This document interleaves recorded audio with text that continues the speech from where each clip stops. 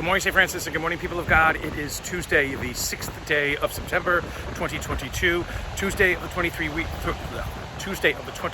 week of the year, the 23rd week in Ordinary Time.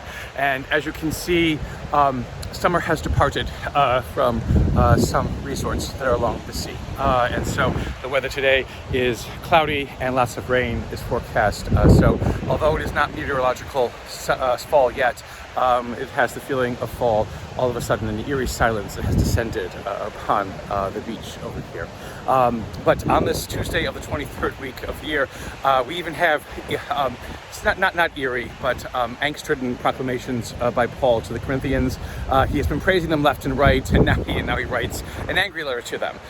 Because although Paul has said that we should obey civic rules and laws and things like that, Paul is now saying that but there should be, within some areas of civic authority, Christians who are helping to adjudicate matters and trying to decide things and things like that. And so, again, he looks to find judges who are Christians to sit on tribunals to be able to help promote the welfare of Christians. And so is the sense in which we are not to become pawns or just objects of scorn amongst other people, but that we have within our resources the ability also to lead in civic matters as well as in matters of faith.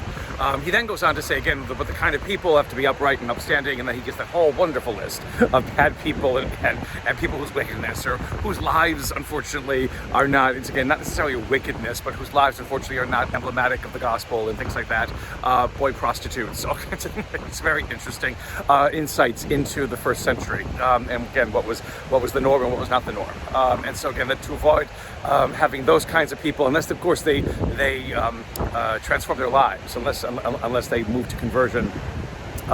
As then Paul says that some of you who I'm writing to also have these kinds of careers and pursuits and things like that. So this thing about trying to make sure that that those Christians who can lead and those Christians who understand the importance of leading do so and do not shy away from that responsibility.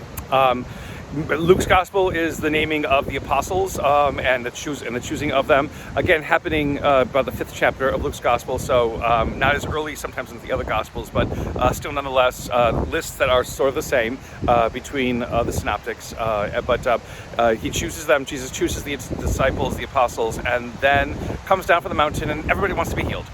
So it is again the sense in which the first witness of these ones who are chosen by Jesus is the sense of people wanting to get what they need, which is good in a way. It is bad in other ways because it does not necessarily come with a transformation of mind and heart, perhaps, or a sense of new life or new hope, a sense of new relationship with God and with other people. And yet, it is where Jesus begins. And we will see where that becomes a drain on Jesus after a while, and as we heard this past couple of Sundays, that it isn't necessarily about just getting what's in it for me that makes the gospel alive and living. It is again the sense of love and understanding the power of love and what love is capable of doing, and the fact that Jesus does what he does out of love, not out of obligation, not out of choosing a few over many, not of trying to judge who should be healed and who should not be healed, but just that those who come to him and seek what it is